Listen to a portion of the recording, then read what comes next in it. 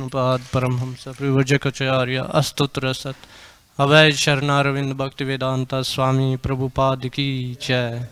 ISKCON founder आचार्य BBT founder आचार्य शील प्रभुपाद की जय। जय विष्णुपाद परमहंस प्रभुजकाचार्य अस्तोत्र सत श्री श्रीमद् भक्ति सिद्धांत सरस्वती ठाकुर गोस्वामी महाराज प्रभुपाद की जय। अनंत कोटि वैष्णव वृंद की जय। ग्रंथराज श्रीमद् भागवतम की जय। निताय गौर प्रेमनंदी हरि बोल। All glories to the assembled devotees, Hare Krishna. All glories to the assembled devotees, Hare Krishna. All glories to the assembled devotees, Hare Krishna. All glories to Shri Shri Guru and Gauranga.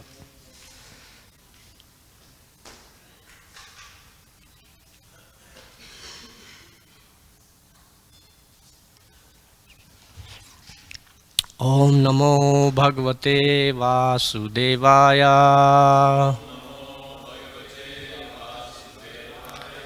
Om Namo Bhagavate Vasudevaya.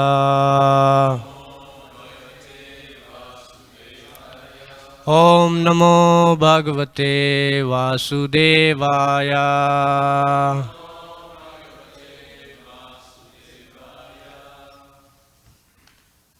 Hare Krishna. Continuing reading from Srimad Bhagavatam, Canto 3, Chapter 11. Today we will discuss text 22 and 23. They have short purports. So we have 22 on the board. We can chant it together.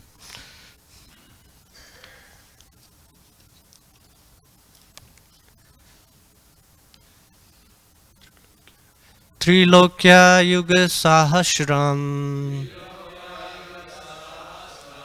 Bahir Abramano Tavati eva nishyatata Yannimilati vishvasrik Trilokya Yuga Sahasram Bahir Abrahmano Dinam Tavati eva nishyatata Yannimilati vishvasrik Trilokya Yuga Sahasram Bahir Abramano Dinam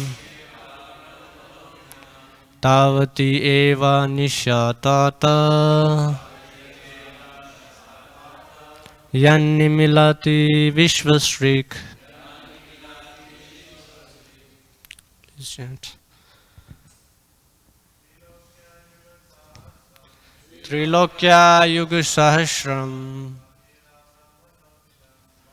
Bahir Abramano Dinam Tavati eva nishyatata Yannimilati vishvasrik.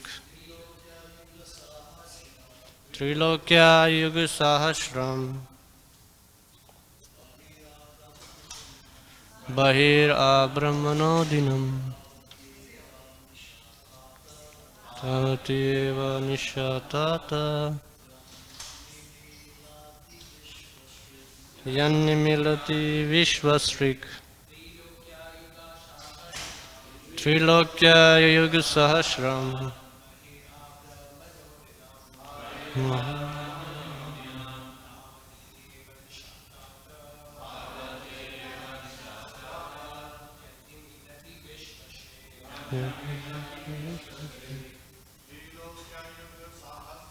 Trilokya Yuga Sahasram Bahira Brahmano Tavati Vanishatata Yannimilati Vishvasrik. Trilokya Yuga Sahasram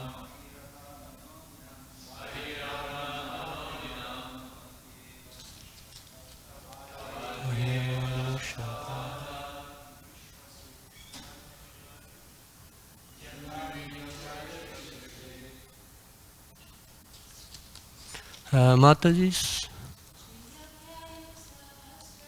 Trilokya Yuga Sahasram.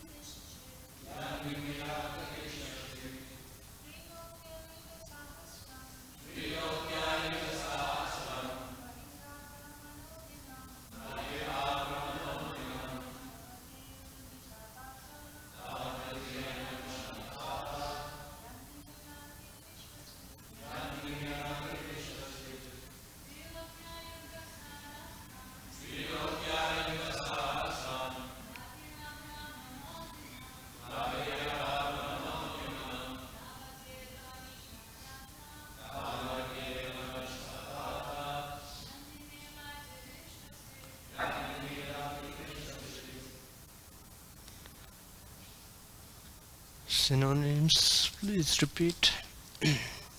Trilokya, of the three worlds. Yuga, the four yugas. Sahasram, 1000. Bahi, outside of. Brahmana, up to Brahmaloka. Dinam is a day. Tavati, a similar period. Eva, certainly. Nisha is night. Tata, oh dear one. Yat, because. Nimilati, goes to sleep. Vishvashrik, Brahma. Translation and purport by His Divine Grace Abhay Charnarvind Bhaktivedanta Swami Prabhupada Srila Prabhupada Ki Jai. Translation. Outside of the three planetary systems, Swarg, Martya and Patala, the four yugas multiplied by 1000 comprise one day on the planet of Brahma. A similar period comprises a night of Brahma, in which the creator of the universe goes to sleep. Purport. When Brahma goes to sleep in his night time, the three planetary systems below Brahmaloka are all submerged in the water of devastation. In his sleeping condition, Brahma dreams about the Garbhodakshai Vishnu and takes instruction from the Lord for the rehabilitation of the devastated area of space. I'll read 23 also, it doesn't have a purport. Nishavasana arabdho lokakalpo nuvartate yavadinam bhagavato manun bhunjams chaturdasha.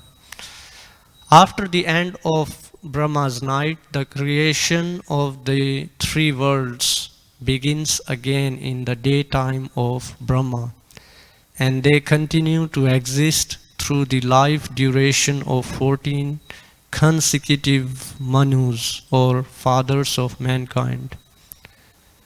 Is a one-line purport. At the end of the life of each Manu, there are shorter dissolutions also. Om Jnanatimirandasya Jnananjana Shalakaya Chakshurunmilitam Yena Tasmai Shri Guruve Namah. Shri Chaitanya Manobishtam Sapitam Yena Bhutale Swayam Rupa Kadamayam Dadati Swapadantikam. Shri Krishna Chaitanya Prabhu Nityananda Shri Advaita Gadadhar Shivasadi Gora Bhakta Vrinda. Hare Krishna, Krishna Krishna, Hare Hare, Hare Rama, Rama Rama, Hare Hare. Vanchakalpatarubhescha kripa sindhubhya eva cha patitanam pavanebhyo vaishnavebhyo namo namo. I seek blessings of my superiors. And Hare Krishna to everyone. So, this is a discussion where Vidura and Maitreya Muni, they are discussing the symptoms of time, kala, eternal time. And prior to this, we heard so many discussions about how time exists in different spaces, and how there is a like a relative difference how time functions on different realms in the material cosmos. And we also heard how time does exist in the spiritual world, but it's it's just like an indication of a change of season or change of mood or pastime in the spiritual world. It doesn't have a destructive effect on the activities in spiritual world as it has in the material cosmos. So Vidura, he asked, let me see if I can find the number. He asked one of the questions that what happens in the higher planets.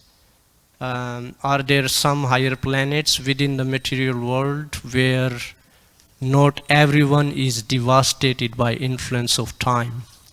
And in response to answer that, here Maitreya Muni is speaking about the planet of Brahmaloka, where it's described when the final annihilation happens, then Brahma and with some other advanced sages living in higher planets, they attain liberation and they go to Vaikuntha Loka from there.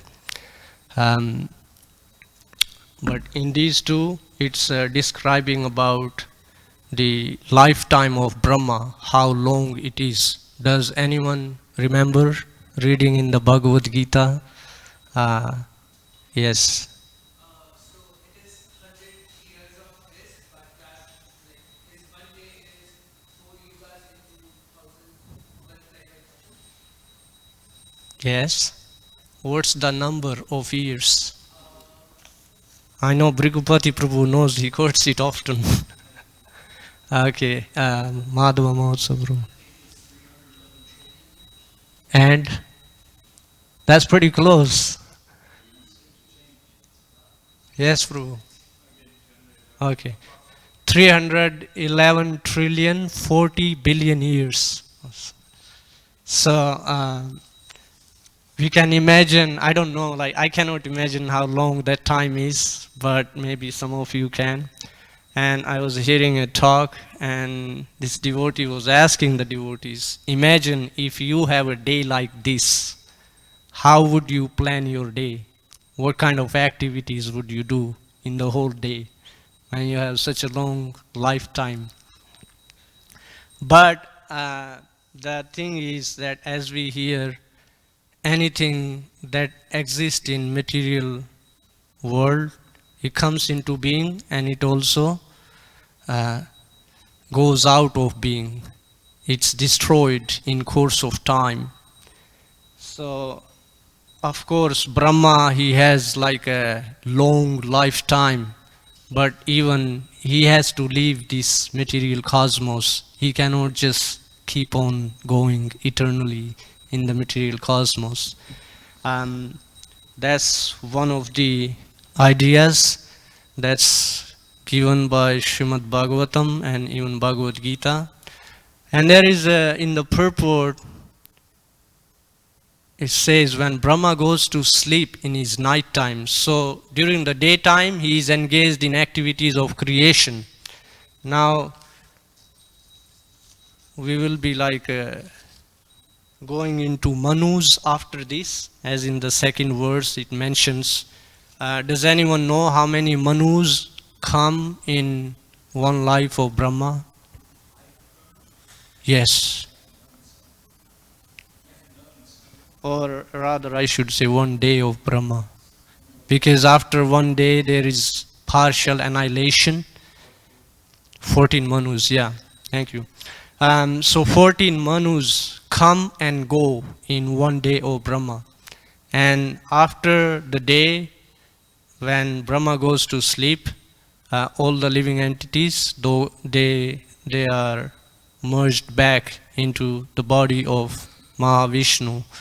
So they are sleeping there for the whole night time of Brahma. And as we know from Bhagavad Gita, Sahasra Yuga Paryantam, as is the day of Brahma, same is the night time of Brahma. So for all that time, living entities are in a sleeping state in the body of Mahavishnu. And then next day, they again come into being. So that's called partial annihilation. Now, when Brahma is not creating, then what's happening? There is destruction happening.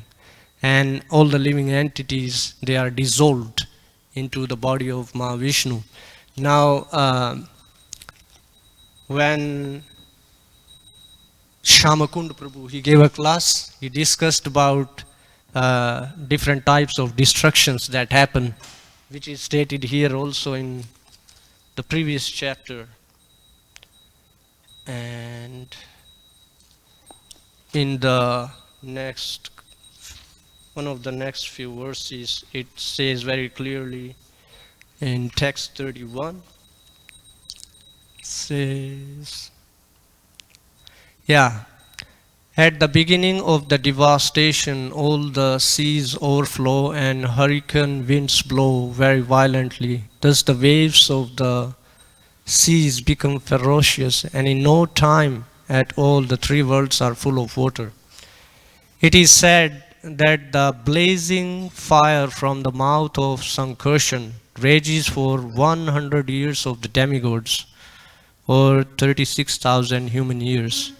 Then for another 36,000 years there are torrents of rain, accompanied by violent winds and waves, and the seas and oceans overflow. These reactions of 72,000 years are the beginning of the partial devastation of the three worlds. So there is given more information by Sukdev Goswami to Parikshit Maharaj on these different types of destructions, and that's in 12th canto at the end. In text 4, chapter 4, this is what Sukdev Goswami is telling Parikshit Maharaj. Esha nemitika prokta pralayo yatra vishvashrik. We heard in this verse there was the word vishvashrik. Sete nantasano vishvam atmasat kritya chatma bhuhu. This is called the namitika, or occasional annihilation. That's what is being spoken about in this verse here. During which the original creator, Lord Narayan, lies down upon the bed of Anantashesh and absorbs the entire universe within himself, while Lord Brahma sleeps. So in this chapter, it's mentioned there that why is this kind of knowledge being given here? It's being given here, so one of the reasons that I found in this chapter, it says that a living entity, they can understand how insignificant their life is in relation to the creation of the whole cosmos and its annihilation, and how it goes on repeatedly till there is the complete annihilation of the whole universe. And so the living entity can understand that this lifetime, where due to being caught up in material life, someone thinks it's so significant, it's so important. They have to do everything, all the plans they have to achieve all those plans, and that's the most important thing in life. But in this discussion where there is this great king Parikshit, he's king of the whole planet at that time, and he has decided to renounce that kingdom and just absorb in his in understanding like what one should do when one is about to leave. So we were with we went to see Dhira-lalita Prabhu before his departure, and I was looking at him. We heard he did so many services, but there he is in the bed, and I was speaking with Savas Prabhu, who was there, as it's amazing how helpless a person becomes when it's time to leave, time to die. And no matter how powerful one may be, while one has energy to do things, but time, no one escapes the influence of time. I guess it's Muchukunda who says this, that I forget about time, but time did not forget about me. So,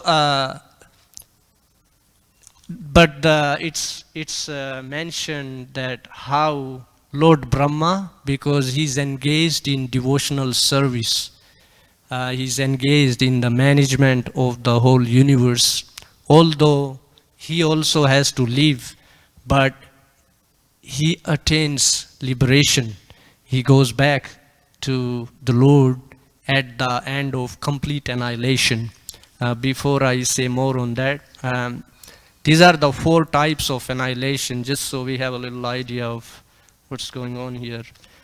So in text 38 in chapter 4, Sukadeva Goswami is sharing with Parikshit Maharaj and all the assembled sages there, that there is continuous annihilation, that's called Nitya, and then there is Namitika, occasional, which we are discussing here in this verse, and then there is Prakritika, natural, which is the annihilation of all the material elements, which happens when it's coming close to the final annihilation. And the final annihilation is called Atyantika. So this is the verse 38. Nityo nemitikascheva tatha prakritiko laya atyantikascha katita kalasya gatir idrushi. In this way, the progress of time is described in terms of 4 kinds of annihilation: continuous, occasional, elemental, and final. But here we are just discussing the partial annihilation. So after the night, another day comes, and all the living entities, they come back and they start their activities. It's amazing. So all this time, while they were merged in the body of Mahavishnu, they forgot about all these activities, all these plans they had. They had no memory of it. But as soon as they comes back to life, again they start acting. Like imagine having dreams every night. You go to a dream, and then you wake up and you forget about the dream and start working on all the plans we have. So it's like that. But unless one comes to devotional service, one cannot get out of this cycle. That's the main purpose of hearing all these details about these things. In one of the purports, I was reading some text in chapter 8, because there is a little bit more information Prabhupada gives about Brahma's life and all these planets and the spiritual planet and what happens. So there it's interesting how the Bhagavatam, all the Vedas, they have so much information. Like there are, like Savas Prabhu was describing, different processes. So there are processes to get to any planet one wants to. So in one of the purports in text 16, Srila Prabhupada is quoting Baladev Vidyabhushan, and in his commentaries on Bhagavad Gita, Baladev Vidyabhushan, he is giving reference that, I'll just read the translation, there is a verse in the purport. When there is devastation of this material universe, Brahma and the devotees who are constantly engaged in Krishna consciousness are all transferred to the spiritual universe and to specific spiritual planets according to their desires.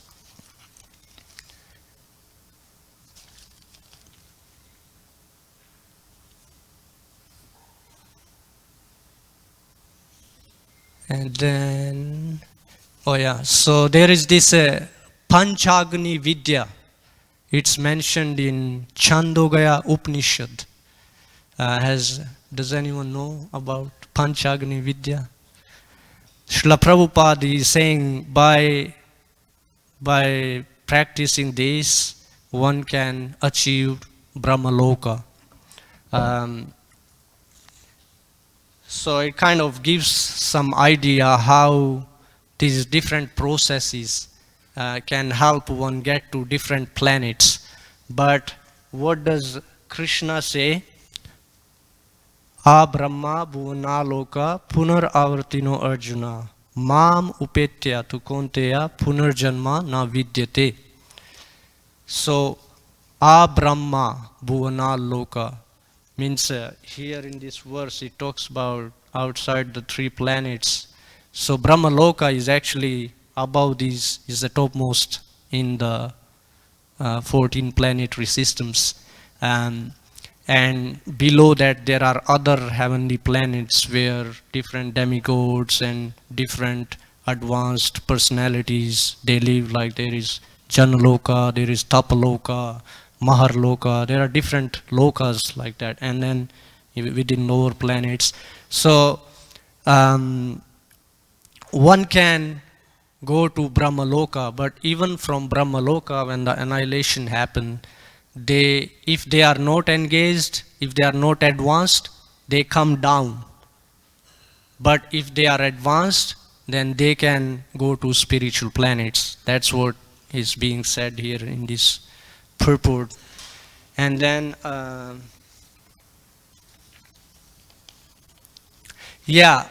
why does it happen? It says that because Brahma is engaged in management service under the Supreme Personality of Godhead, under his direction. Like we heard in the purport, when he is in sleep, what is he doing? He is getting instructions from the Lord how to start the creation again. Now, there are many pastimes where different devotees, they had dreams and they were given instruction personally by the Lord to do some service, and they did that. So it's not like that it's imagination or something within, like Brahma is like very far from us, we can say, but not too far, not too long ago also we have heard so many different pastimes. One of the pastimes I remember is, like, we know about Chaitanya Charitamrita.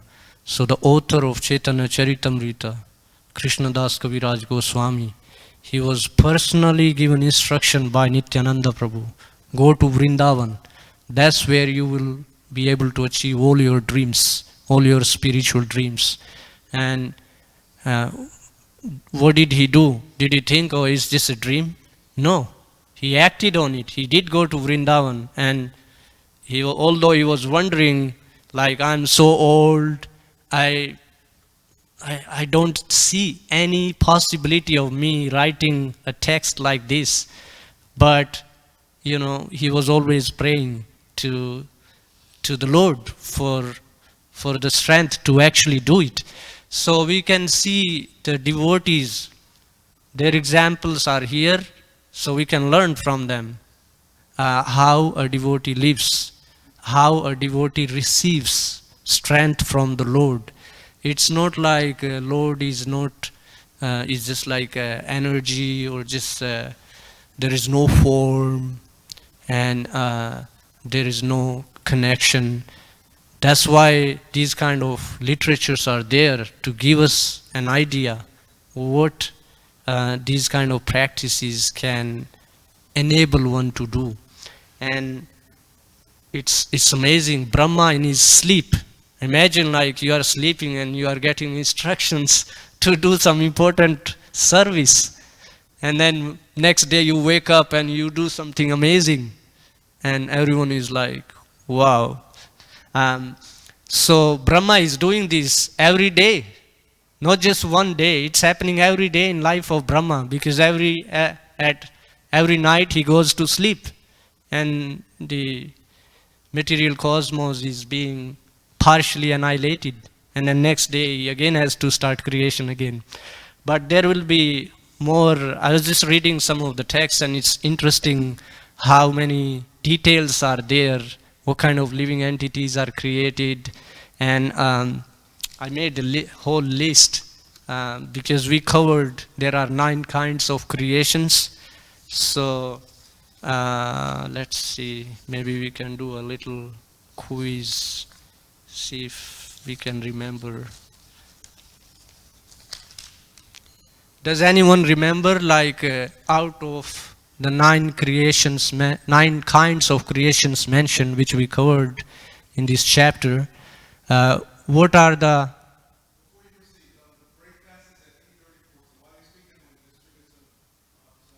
Okay. So Archita Prabhu will bring some Mahaprasad to everyone, so one can break their Ekadasi fast. And in the meanwhile, does anyone remember, like what are the creations that Brahma creates? So I thought it will be good to refresh, since we are getting close to end of this chapter. I'll just share what here. Huh?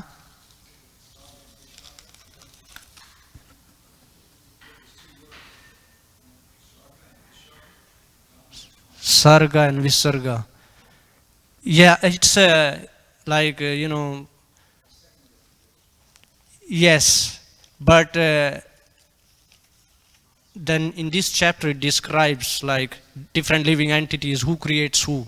So like, who creates demigods? Are they created by Brahma, or are they created by Mahavishnu? So demigods are created by Brahma. That's the 10th creation. So that's what I'll just refresh so we can all remember this.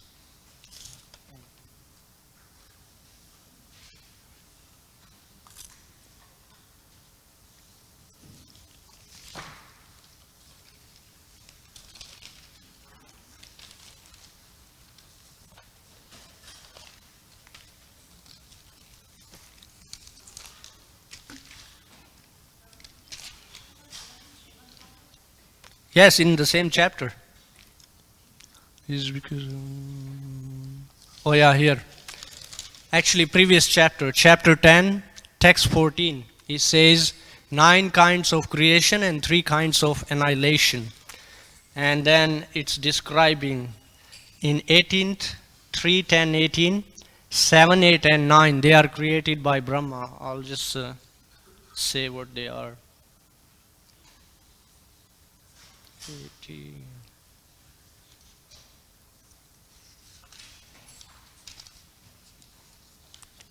Okay. All the above are natural creations by the external energy of the Lord. Now hear from me about the creations by Brahma, who is an incarnation of the mode of passion, and who in the matter of creation has a brain like that of personality of Godhead. So here Maitreya is telling Vidura, the seventh creation is that of the immovable entities, which are of six kinds. The fruit trees without flowers, trees and plants which exist until the fruit is ripe, creepers, pretty much different plants and flowers. And then eighth and ninth. The eighth creation is that of the lower species of life, and they are of different varieties, numbering 28. They are all extensively foolish and ignorant. They know their desirables by smell, but are unable to remember anything within the heart. And then next few verses is giving different animals, um, pretty much covering. Can anyone remember any animal which goes by smell? Very popular animal. Yeah, so many are like you can see it goes smelling everywhere. And then the ninth creation is, before that there is six natural creation which are created by God, by Vishnu, and that includes Mahatattva, all the material elements. So here now the creation of the human beings. That's the ninth creation, and then 10th is demigods. Apparently they are also, demigods are also created by Brahma. Which is here. Yeah, the creation of the demigods is of 8 varieties, and then it gives detail. The demigods, forefathers, asuras, demons, gandharvas, apsaras, yakshas, rakshasas, like that. So there is this full information. So Brahma is already creating certain part of it, and but the point to understand is where is he getting this strength to create from? He's getting it from the Lord, and the living entities also get the strength from the Lord. Like Prahlad, he tells his father that it's the same source from where you are getting all this power from to do all these amazing things that you are doing. But there is this verse in 8th chapter 22. I'll just read that. Purusha sa parapartha bhaktya labhyastva ananya yashanta stani bhutani yena sarvam idam tatam. The Supreme Personality of Godhead, who is greater than all, is attainable by unalloyed devotion. Although he is present in his abode, he is all-pervading, and everything is situated within him. So one may wonder how everything goes back into the body of the Vishnu. So we can understand how the Lord, many people say Lord is existing everywhere, but they don't accept the form of the Lord. So he's existing outside everything. Everything exists within him, but he still has his own form, his own abode, which is also described very elaborately in Bhagavad Gita also, and more specifically in Brahma Samhita. But just one point about the abode is, I made some notes here. Yeah, in text 21 of the 8th chapter of Bhagavad Gita, so it's described, just a couple of points. The Krishna's abode is Chintamani Dham, touchstone, and there are desire trees which can fulfill all the desires of a resident of that abode. But in the purport, it's interesting how Srila Prabhupada mentions that a desire tree is one which can provide any kinds of eatables on demand. So, and Surabhi cows, they are supply like limitless quantities of milk. And then he gives reference from Katha Upanishad saying that this is the ultimate destination. So devotees, how come they are able to, if one may consider, how come we don't see these days like these big leaders, politicians or scientists like renounce everything and dedicate certain part of their life because they are so intelligent. So one may wonder how come these kings or these sages, they were able to do it. So in the Parikshit Maharaj himself states it, because they are aware of these details about the whole existence. They are able to engage in devotional service, and they develop personal realization, and they are able to give up. This is what Parikshit says to Sukadeva Goswami after hearing from him. Let me give you the reference. Yeah. So this is in chapter 6 of 12th canto. Let me check. And I'll end with that. I'm just looking for this verse.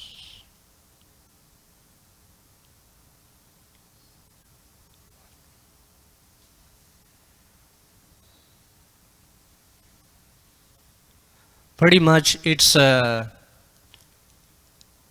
same as situation of Arjuna, but I was thinking in the Guru Puja, the Arjuna's situation is, Arjuna, he had to fight and win the whole kingdom. But here Parikshit, he has given up the whole kingdom, and then he is hearing from Sukadeva Goswami, and he is ready to leave. And he is seeing what is his destination.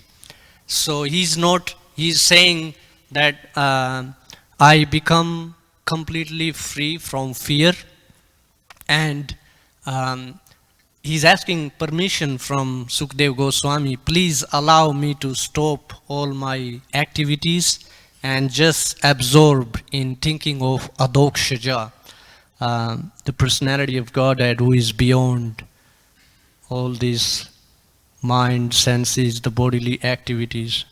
So let's see if I can find the verse.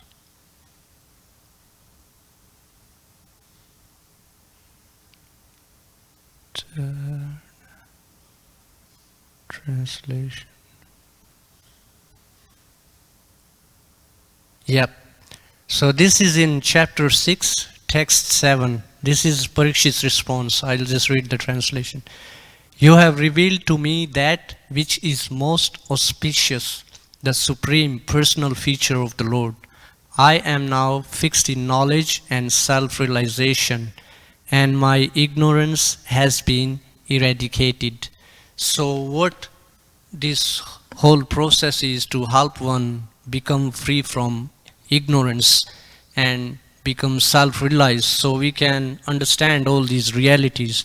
Otherwise, ordinarily, like I don't know how many of you discuss these kind of topics before making contact with Bhagavad Gita or Srimad Bhagavatam. But this is what it prepares one to transcend to that abode which is beyond all these destructive influence of Kala, eternal time. So I think these were some of the points I had. But if some of you want to share some, yes, Bhrigupati Prabhu.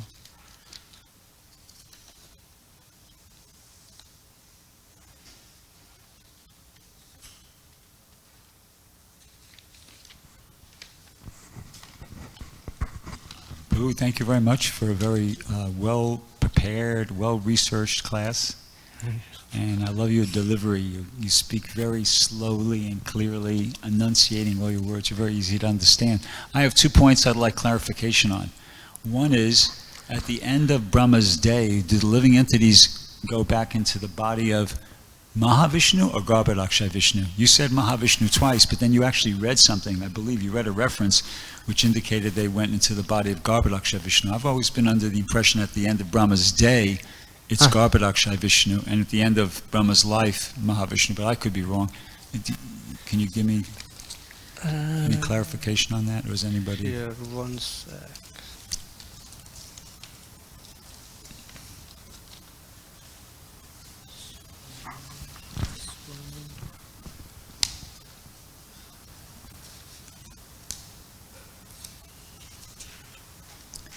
Towards the beginning of the class, you said twice Mahavishnu, but then you read something about 10 minutes after that, which seemed to indicate that they went into the body of Garbhodakshaya Vishnu.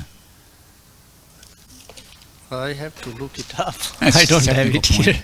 That's a technical point. But okay, here's the other one. This is less technical but and more important. Okay, so I'll use an analogy to introduce this. So a person, say, hypothetical person, you know, as he's growing up, he goes to school, he starts working, he earns money, and he buys some land, and he starts building a house. And he gets about halfway through building that house, and then he dies. And then in his next lifetime, he'll start from scratch. Right? New lifetime, he's starting from scratch. Okay. Yeah. But it's that same person, imagine he works, he earns money, and starts building a house, and he completes the house, and he, you know, sets it all up, everything's all set up, okay? And he goes to sleep at night. When he wakes up the next morning, he's not starting from scratch. It's all there. Everything's all there. All he just does is he wakes up. When he's asleep, he's forgotten everything, but when he wakes up, oh, everything's there, and it's this continuity. Yeah. You know, he just starts using all the stuff he worked hard to build and make, and you know, everything just boom, off he goes again. Okay, so here's the question. As far as Brahma goes, at the beginning of Brahma's lifetime, he's like that first, you know, the first scenario where he's starting from scratch, right? Yes. But at the end of Brahma's day, when Brahma goes to sleep and when he wakes up again, all the heavy lifting, the question is, how much creation is he actually doing? Is he like that person in the second scenario who's already, you know, set everything up and he just wakes up and boom, he's off, and, or is it like a whole new, that he has to set everything up again and, you know, more or less kind of start from scratch at the beginning of every new day? Yeah. Well, it's kind of a detail, but what I remember from reading, especially understanding, the Brahma is only doing these three kinds of creation in one sense. He's not creating the whole thing. So other six kinds, they are coming from Vishnu. And but when there is partial annihilation, maybe Dhira-lalita Prabhu can confirm, when partial annihilation happens, everything does go into the body of Vishnu. Now, in 12th canto, Sukdev Goswami, he is saying when Lord Brahma sleeps at night, Lord Narayan absorbs the universes. So at different places, it's like Vishnu who absorbs, but there's a detail like Garbhodakshaya Vishnu, or which Vishnu is absorbing it. And so in one of the purports, in 12th canto, chapter 4, text 4, where the Namatika is mentioned, in the purport it said Lord Narayan absorbs. But here in the Gita I've read something else, and in Bhagavatam, in this canto, there is... Yeah, I didn't see specific, but maybe Dhruta Karma Prabhu can confirm. It seems that both of you are right in the sense that Brahma doesn't have to create everything. You know, the elements are there, the Garbhodakshaya Vishnu is there. I would agree with your question in the beginning that Mahavishnu, he expands into all the different universes. The universes expand from his body, Brahma takes birth from Garbhodaksha Vishnu, and then the living entities that are in that universe stay in that universe until Mahavishnu breathes in again and brings them all back. So it's like, it explains that in the beginning of a day of Brahma, Brahma brings, the conditioned souls are all in the stem coming from Garbhodaksha Vishnu's navel. So they're all there at that time. And then at the end of the lifetime, they would all be absorbed back into Mahavishnu. But after each day of Brahma, they would go into Garbhodaksha Vishnu. And then it said that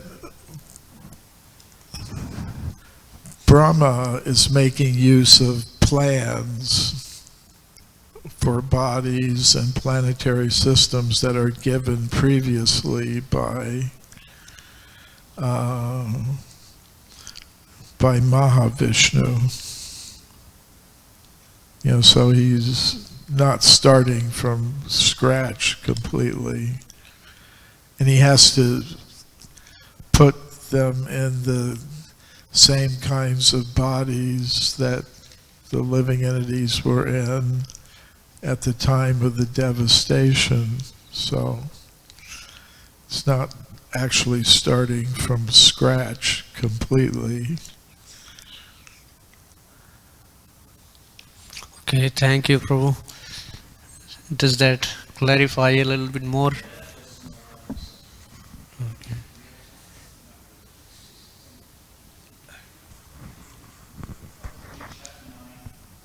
Huh?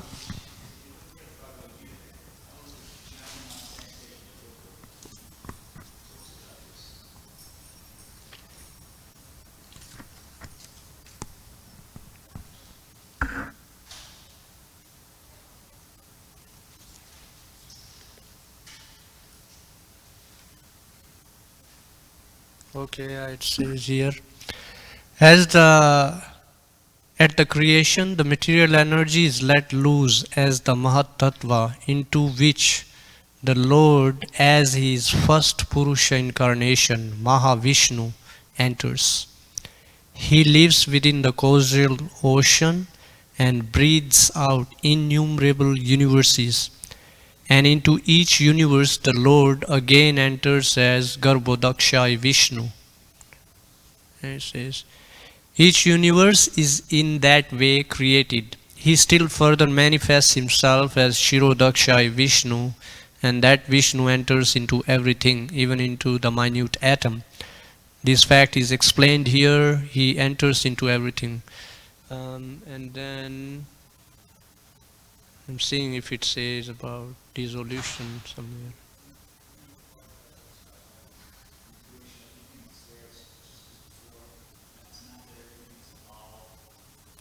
Now, as far as the living entities are concerned, they are impregnated into this material nature, and as a result of their past deeds, they take different positions.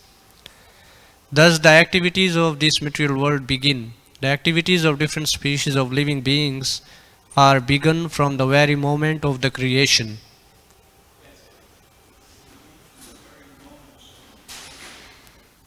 But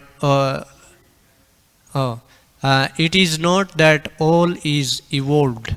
The different species of life are created immediately along with the universe. Man, animals, beasts, birds, everything is simultaneously created, because whatever desires the living entities had as at the last annihilation are again manifested. So it's just mentioning what Brahma is creating. Like that's why Bhagavatam gives more details. So the first six, they are not created by Brahma, but the next three, the trees, animals, humans, and demigods, they are created by Brahma. So Bhagavad Gita here, it seems like it's just mentioning about what Brahma is doing. So I think Prabhu's response is like,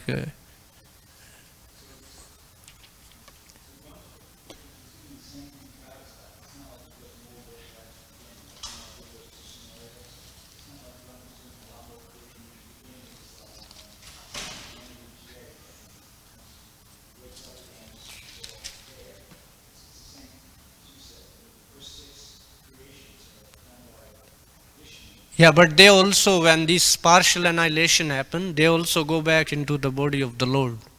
That's what partial annihilation is. And but when the next day Brahma creates, so all of those are manifest again. Because in next few verses you will read how there is a fire from mouth of Sankarshan, and then there is these rains, they covered, everything is submerged under water. So, yeah, and then there is no sun, no moon. In the same chapter we will read further. He gives more details how this partial annihilation is happening. And then in the next chapter, he talks about Kumaras and Brahma.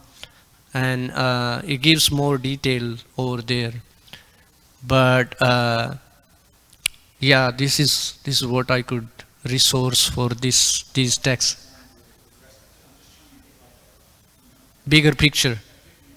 Yeah, but like Prabhu was saying that, it's from Mahavishnu, Garbhodakshai Vishnu is coming, and then from Garbhodakshai Vishnu, all these entities are coming. So, like he was saying, partially they are, when the partial annihilation is happening, they're probably going back into Garbhodakshai Vishnu.